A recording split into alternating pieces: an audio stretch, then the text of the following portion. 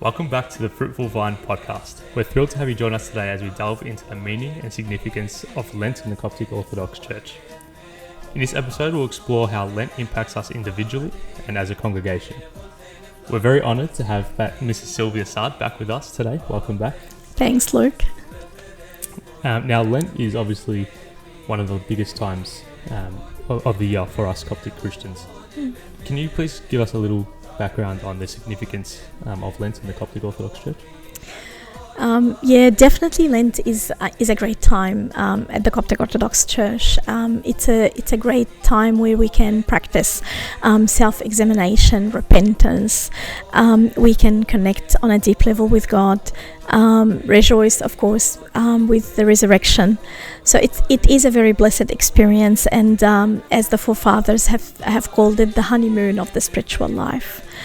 There are so many aspects that can support us in understanding and living Lent on a deep level.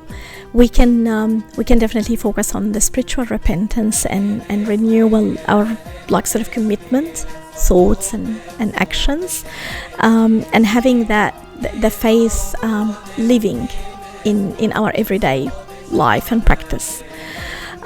We can deepen our connection with Christ during that time by contemplating on Jesus and his connections with people and having him as a role model for us. We could also focus on the fasting and the self-control, self-regulation that gives us empowerment. It is time also to focus on charity and good deeds. Time for us to not just practicing self-denial, but also reaching out to the ones who are in need, and having our prayers and connection with God complete with showing love to one another.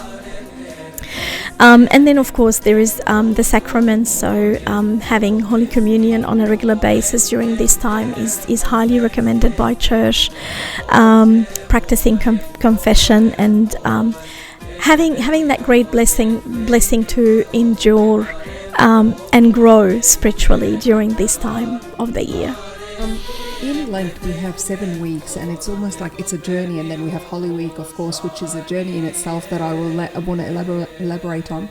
But the 7 weeks of Lent, can you explain to us what they are and what the significance is of this? The journey of Lent. Yes. It's such a beautiful topic and a beautiful question. I always, when somebody asks me about the journey of Lent, I remember the hymns that we sing when we were little kids. That's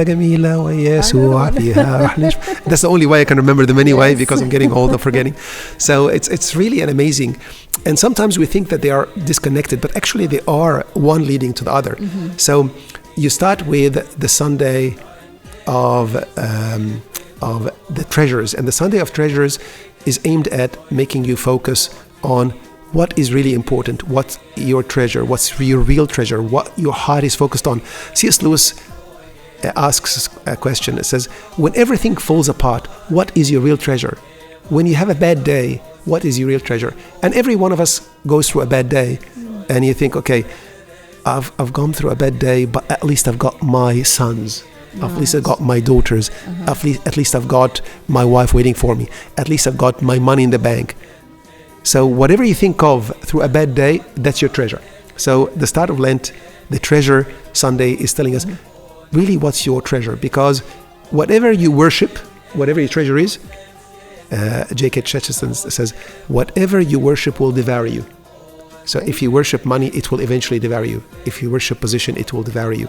If you worship family, it will devour you, even though that family is something that is good. But if all your treasure is your family, eventually they're not going to ask about you, and you'll find that you've wasted your life. But the only thing that you worship and you will eat it is Christ. He's going to let you eat him. So you've got the Treasure Sunday, or the Treasure Week, and then we go into the Temptation Week. And in this Temptation Week, the Church is getting us ready to know that we're going into war. It's a spring of spiritual life. It's the honeymoon where you be with Christ, and you will be tempted. You will be tested really hard. And the church is getting you ready. And then you go into the prodigal son. The prodigal son is one of the most beautiful parables. And in the prodigal son, you can see a different concept of sin. Because sometimes we think that sin is doing the wrong things. Disobeying the father.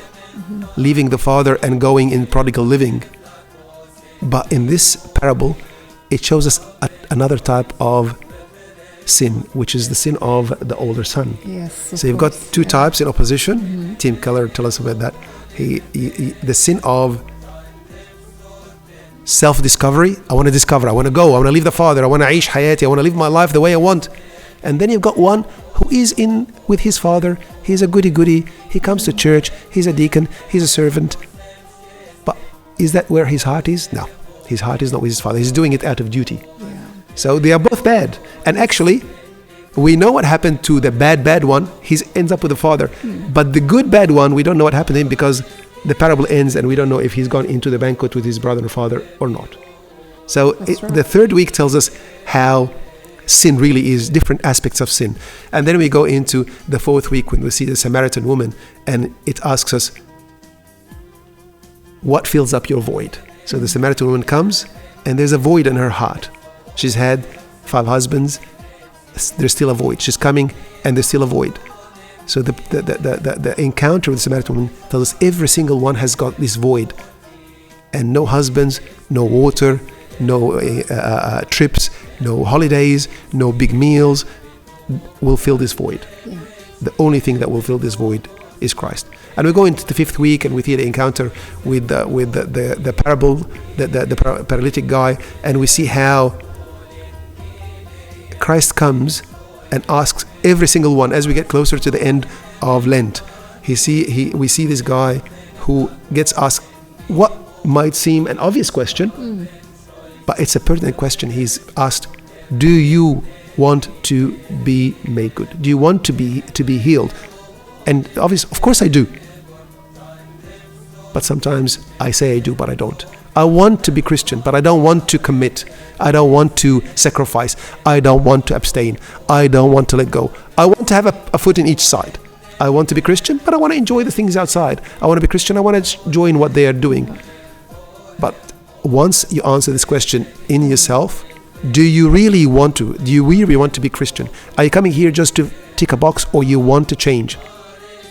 Then I'm going to make you change. And then comes the 6th week where you are changing because you're seeing the light of Christ. The blind man sees for the first time. Everything changes because when the light comes, he sees himself a different way. He sees God a different way. He sees people around him a different way. When the light of Christ shines upon you, the darkness is gone. And then Christ comes in the Palm Week as the King. So if you go from one week to the other, you see the first week, Christ, my treasure. And then you see second week when the devil asks him, are you the Son of God? So you see Christ, the Son of God. So the first one is Christ, my treasure. Second one, Christ, the Son of God.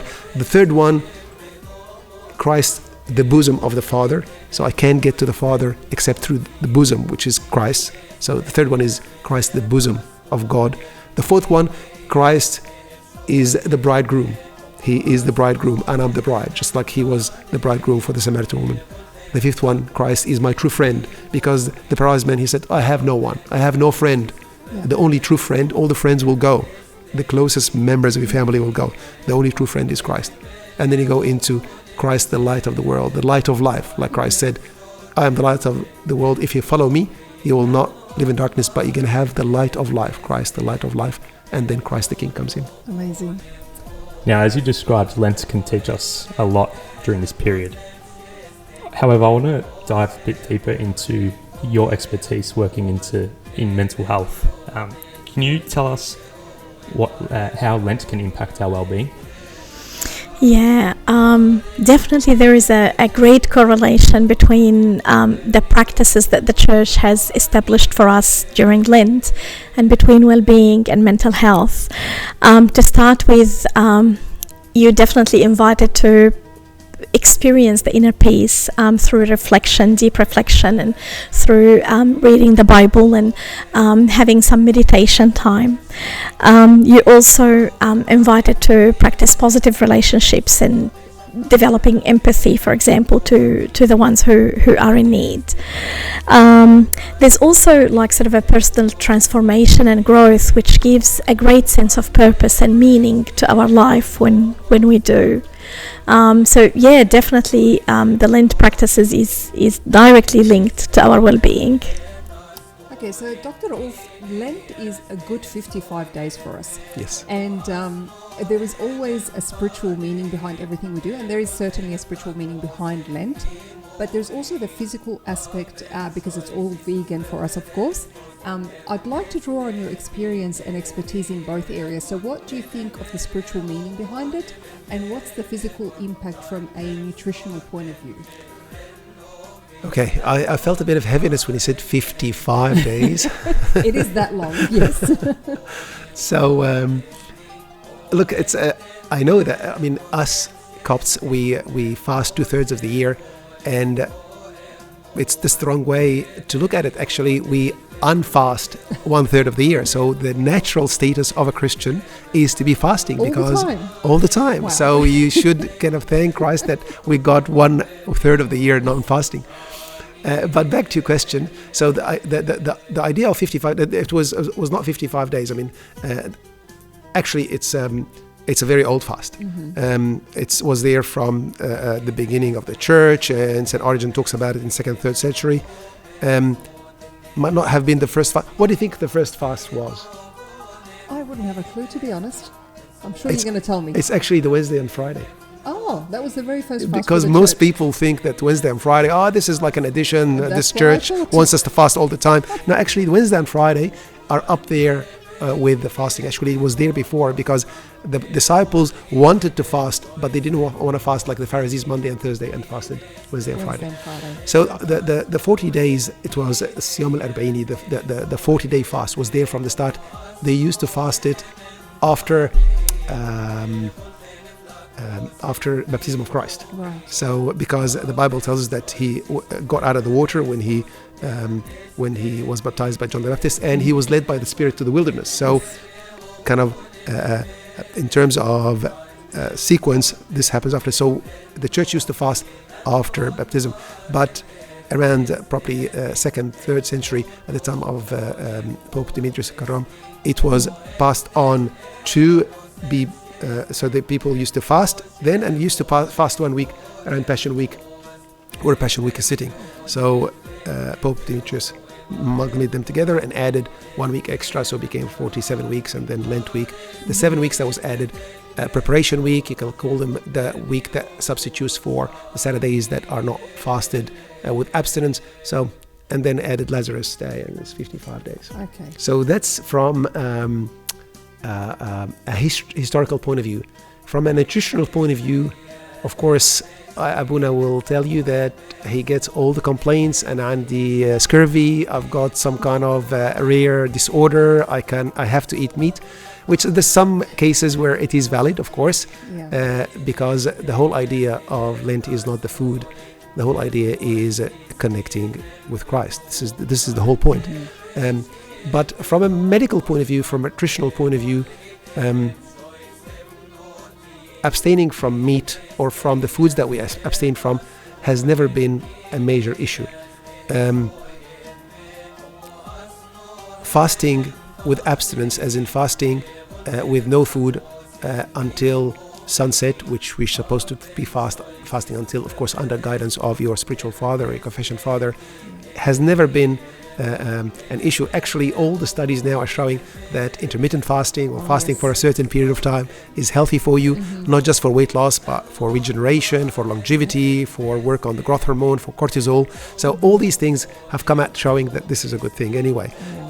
But from a vegan point of view, I personally think that we eat too much meat. So don't hate me for that. I know we're Copts and we love our meat, but really I think going vegan for 55 days or 100 days or 200 days, I think it does a whole lot of good to our body. There is a very big link now between red meat and bowel cancer. There's a very big link between dementia and cured meat like salami and ham and probably pasterma, but I don't think that there was any studies on pasterma, but I think it will. I can extrapolate that. I don't think it has much nitrates as in salami and ham, but it would have probably the same amount of salt. So I think from a nutritious point of view, I think that if anything, fasting, intermittent, not eating but abstaining, and going vegan is going to be healthy for you. Wow, okay, that's interesting to know. Unless there's some medical conditions, disclaimer. Yeah. So come and check with me, and I'm going to pass it on to Abuna, and Abuna will make a decision. Right. Okay, Abuna, it's been 55 days. We've come to the Resurrection Eve. This journey by now has been beautiful, amazing, all types of emotions. And you could say that at the end of these 55 days that we would get a prize, a reward, right? Can you tell us what this prize is and what it means for all of our lives? It's very simple. It will be the resurrection of Jesus Christ. On the Resurrection Eve, Saturday night, we used to start at around 7 up to midnight. So it's a very festival liturgy with joyful tunes. All the church has a white veils all around, and everyone is ready to celebrate the resurrection of Jesus Christ.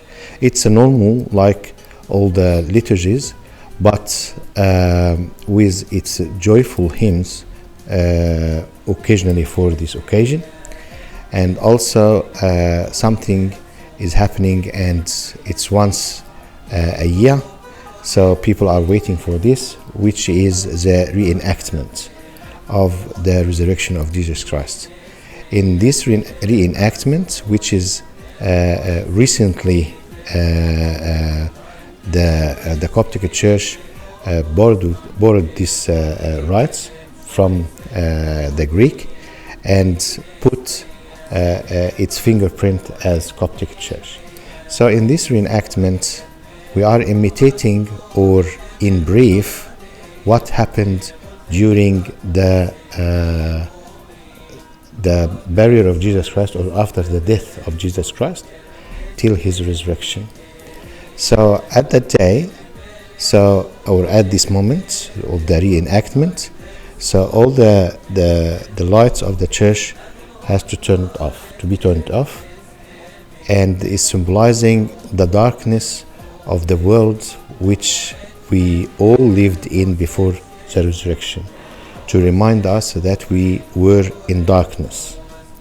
And the curtain of the veil of the altar should be shut, and this is symbolizing that the altar is the paradise.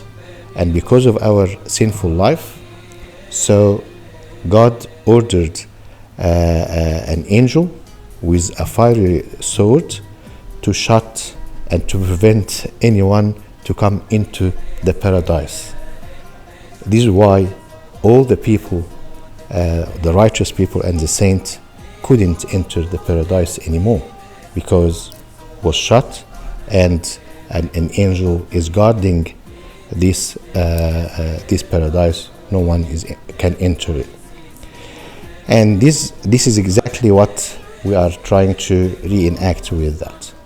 Outside, there is two deacons, all right, are asking to open the gate.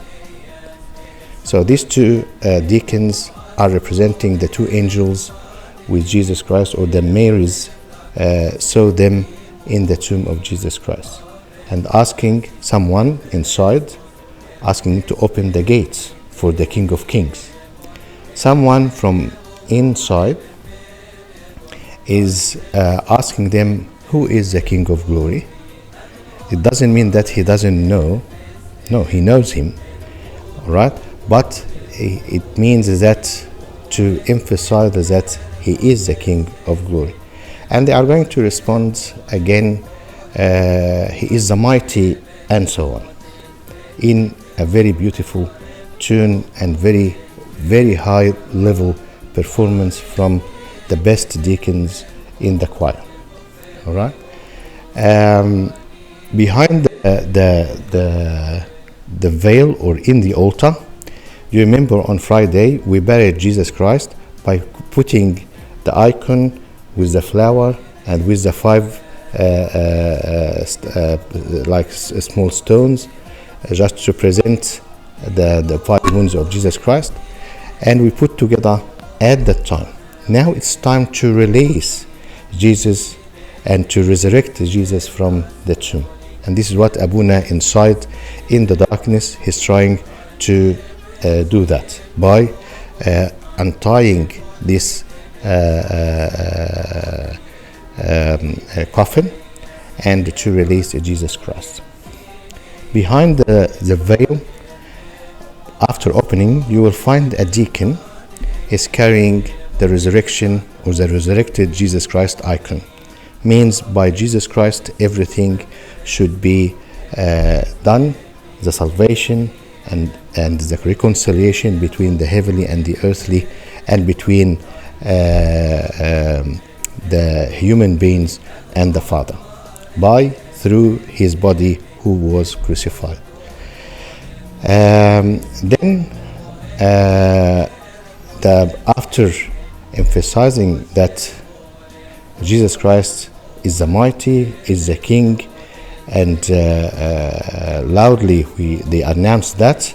So the Father inside, who is representing the cherubim, or the angel is guarding the paradise, suddenly open the veil.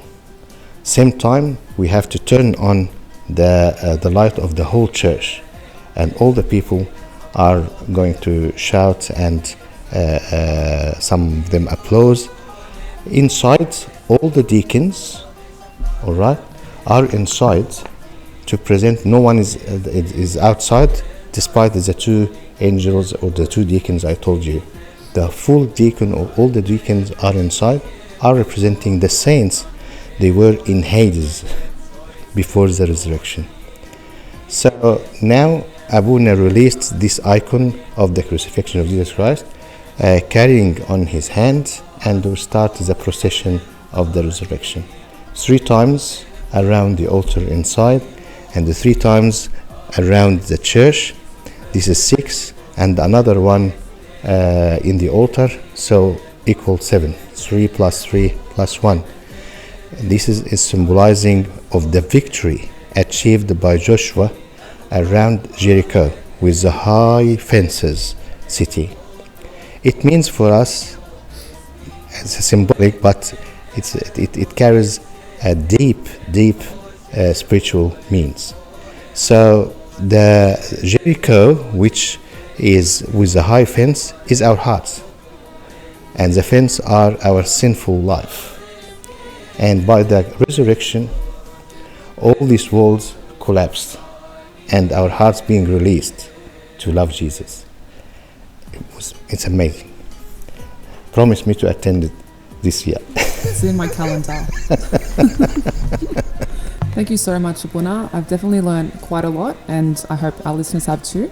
But of course, if you have any other questions, definitely feel free to reach out to us. And I'm sure Abuna will be happy to have a chat with you and answer any other questions you might have.